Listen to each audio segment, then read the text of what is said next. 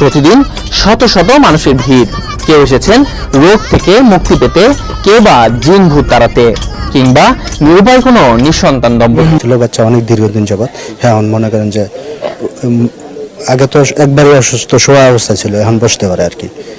তো এই ধরনের আরো 2-3 জন আসছে আর কি। কি নাম আপনার? আমার নাম হইলো আকবর জাদুঘর। আকবর জাদুঘর, মানে কবিরাজ।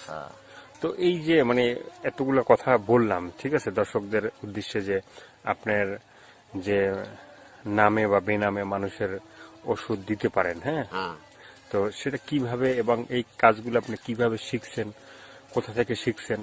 আর একজন কবিরাজ মানুষ হিসাবে কিন্তু আমরা যারা জানি, হ্যাঁ, যে অনেক সময় দেখছি যে অনেক কবিরাজ আছে গলায় পইতে থাকে, অনেক মালা থাকে, অনেক কিছু থাকে, হাতের মানে অনেক চুরি বালা টালা থাকে, চুলের অবস্থা অন্যরকমে থাকে।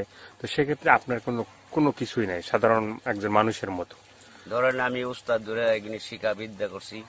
আমি কোনো খারাপ কোনো লোক না, আবল তাবল ভালোবাসি না। আমি যাহা চিকিৎসা করি সঠিকভাবে চিকিৎসা করি। ওই মালা টালা যারা দেয় তারা লত্য চরি লক্ষণ ওগুলি আমরা জানি না।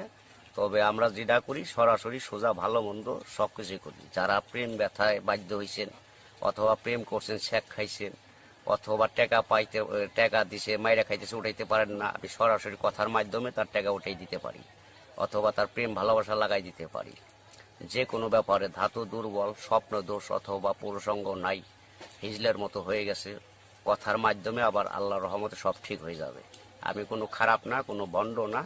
যদি কেউ মনোপ্রাণে বিশ্বাস হয়, প্রবাসী ভাইয়েরা যে যেখানেই থাকেন, যদি ভালো লাগে কথা দিয়ে শুই না, তাহলে যোগাযোগ করবেন, আমি নাম্বার দিব। যোগাযোগ করলে আল্লাহর রহমতে যদি বিশ্বাস করেন, তাহলে আপনাদের বিশ্বাসের মাধ্যমে আল্লাহ তাআলা কাজ করতে পারে। এটা কোন জায়গা দর্শক তো জানতে চাবে? এটা হলো মানিকগঞ্জ ডিস্ট্রিক্ট, গিওর থানা, দৌলতপুর গ্রাম। ভালো হওয়ার পরে কি আপনার সাথে মানে টাকা পয়সা লেনদেন হবে, না আগেই টাকা পয়সা দিতে হবে? আমি কোনো এমনি টাকা পয়সা খাই না। সে যদি ওষুধের মাধ্যমে, আমি কথার মাধ্যমে করি, চালান করি, ওই ওষুধের কিছু টাকা লাগবে, ওইটা দিলে আমি নামের পর চালান করে কাজটা সমাধান করে দিতে পারবো।